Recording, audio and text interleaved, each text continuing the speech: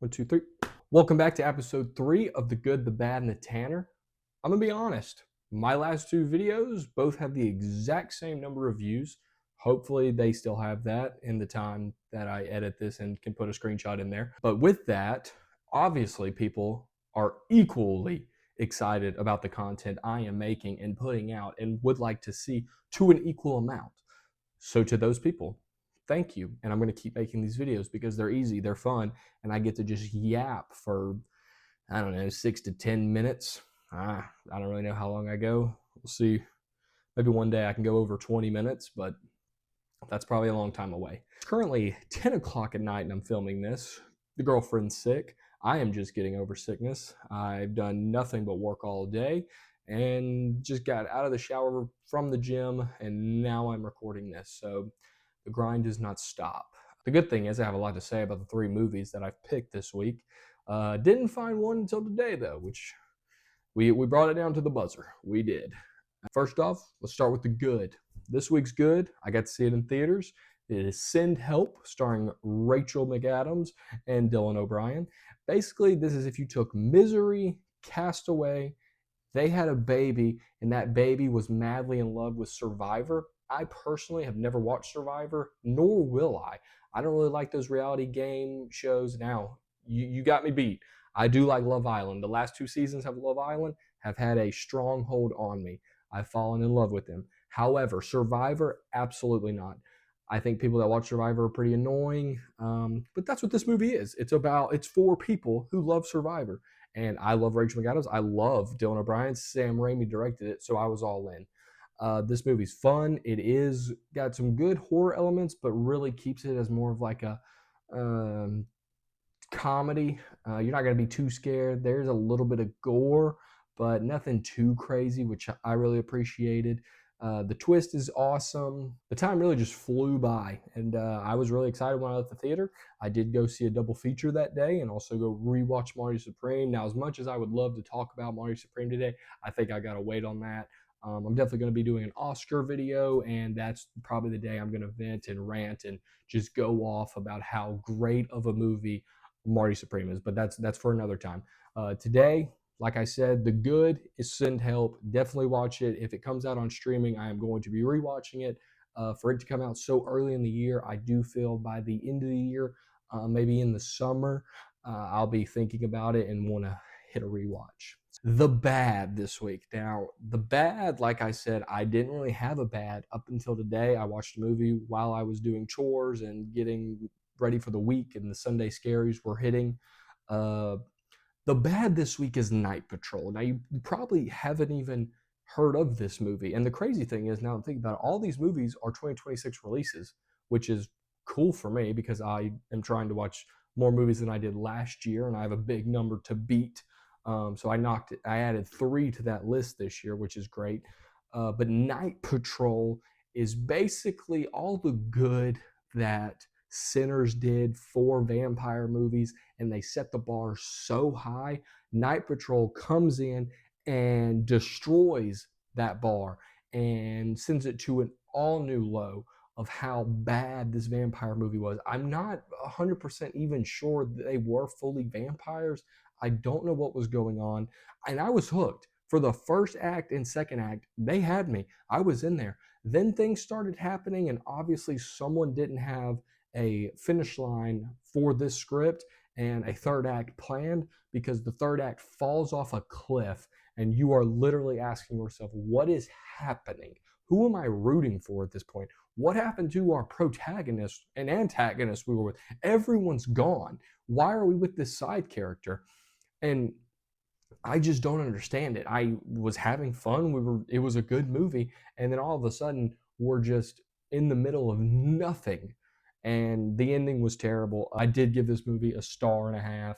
It's bad. It's a bad movie, and it kind of sucks because it did start off strong and then it just went downhill so incredibly fast. It does have CM Punk in it, which any movie that has a WWE superstar in it, I will watch. I don't care. Not just John Cena, not just Batista, not just The Rock. You give me Randy Orton, you give me CM Punk, I will tune in. I will. Throw Triple H in there, I'm definitely there. Yeah, the bad this week has to go to Night Patrol. And finally, for the Tanner this week. Now, this is going to sound crazy. I'm going to get some weird stares. I'm going to get some raised eyebrows. But the people we meet on vacation, the reason I am putting this up here, and I did give it 3.5 stars, and that's probably going to give me some hate. I don't really care because you probably read the book. You're probably a big Emily Henry fan. I've heard her books are fantastic. People give them nothing but praise. I do not read Emily Henry books. I know nothing about them other than what my booktuber people tell me, even though I know I'm never going to actually read those books. People We Meet on Vacation was a fantastic rom-com that I was dying at. I was in love with both of the characters. Poppy, I would destroy Ohio for. Alex is a great antisocial, introverted character who has a fantastic character arc. Tom Blythe, I became a fan with Hunger Games like everyone else did, but he's done nothing but just continue to impress me. And this movie was simple. It's fun. It's a nice rom com that I think you can turn your brain off and watch, and that's what I enjoyed it for. That's what it gave me. I really am made it the Tanner this week because I want to rant about how the Emily Henry cinematic universe is 10x better than the Colleen Hoover cinematic universe and the Frida McFadden universe already. I think her movies are warmer. They're going to be more enjoyable. They're going to be movies people come to just appreciate as just like fun rom coms versus these other two Colleen Hoover books work as books. The Colleen Hoover movies do not work as movies because you realize how terrible and unrealistic these people are in books, and they don't transition well to movies. You got to have some realistic aspects to some things, in my opinion, when you are bringing these characters to life.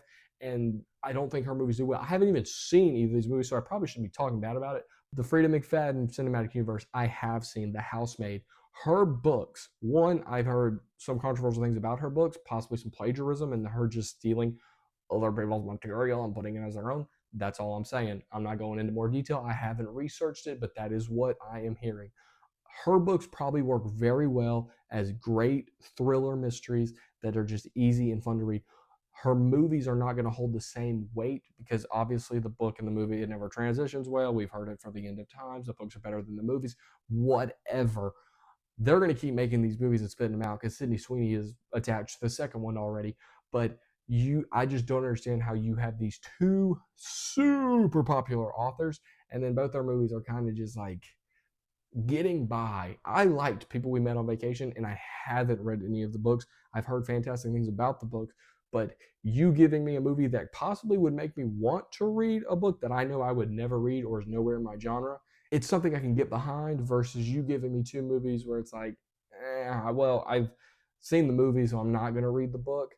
I just don't think that's a great thing. I think when you give us movies that make people want to pick up the book and read it, that's great. But for me, neither of those movies did it. Unlike The People We Met on Vacation, I could see myself reading that one day.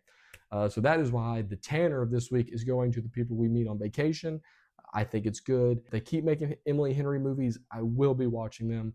I think Netflix struck gold taking this deal versus any other current author. But hear me out, studios, if you're watching this. If there's a random niche executive in Hollywood who somehow stumbled across my page and wants the tip of a lifetime, Riley Sager books. Adapt these books into movies and you're set.